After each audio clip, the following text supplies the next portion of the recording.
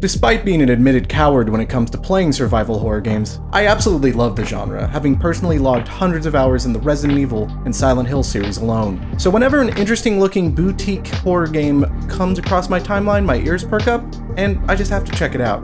Enter My Friendly Neighborhood, a forthcoming release from publisher Dread XP and developers John and Evan Zemansky. The title seems to be another entry in the growing horror subgenre of children's attraction gone awry, catapulted into mainstream popularity by the Five Nights at Freddy's franchise, among others.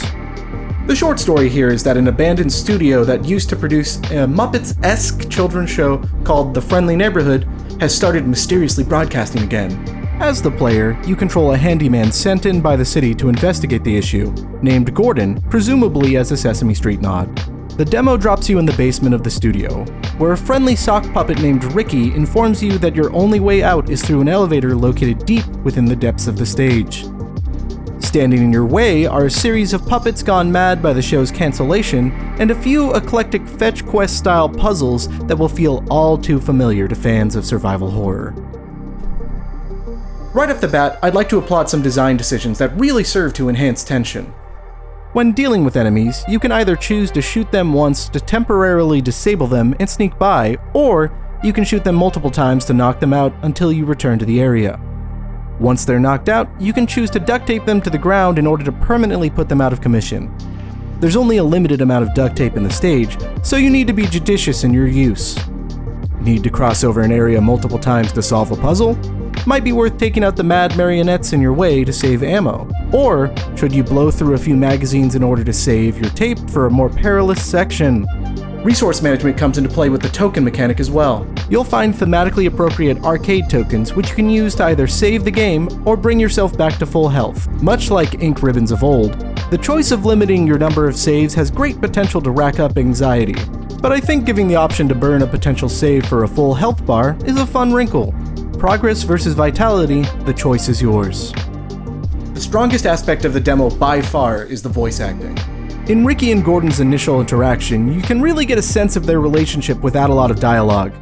Oh dear, oh my. You seem to be stranded in the basement. How do I get out of here, Ricky? Oh, haven't a clue. Never come down here myself. Why? What's got your overalls in a knot? I'm trying to get to the roof. The roof? Look, you gotta give up this nonsense about the antenna. Looks very bad, very unprofessional. Scares derived from the various puppet enemies have their voice acting to thank. The casting choices here are spot on. Every one of them sounds like they could have been lifted from a Nick Jr. show of old. Whoa! Now, one of your hands in your mouth and swallow as hard as you can. Now, you have one hand to tie. They're not really putting a spooky twist on their performances in that sort of child singing a nursery rhyme in a horror movie trailer type way, which is a good thing. The puppets play it straight. They don't think they're being scary. The horror is derived from them behaving as normal children's show characters while simultaneously squeezing the life out of you.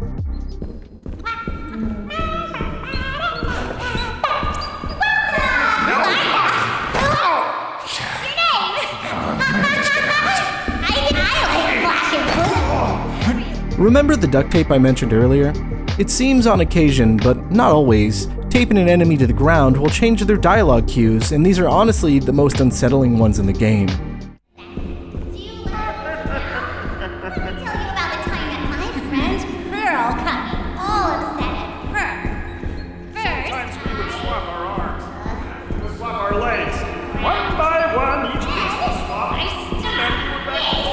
Hearing these lines echoed through a cavernous hallway where you're trying to suss out a puzzle is really unsettling. It also leads you to believe that the puppets are always talking even when there's no one else to listen, which is tragic in its own way. To paraphrase an old adage, if a puppet's duct taped to the floor and no one's around to hear it, it does make a sound. If you're like me and you like to collect all the data logs and audio logs and diary entries in a game, then I think you're going to be really happy with the world building in My Friendly Neighborhood. It's nice that even in this limited showing that we get a glimpse of what the inner workings were of the studio, and some insight as to why the puppets are the way they are. On the negative side of things, the controls weren't as fluid as I liked on default settings. I found aiming to be a little imprecise, even though most of the enemies I was shooting at were in close proximity. Then we started laughing at each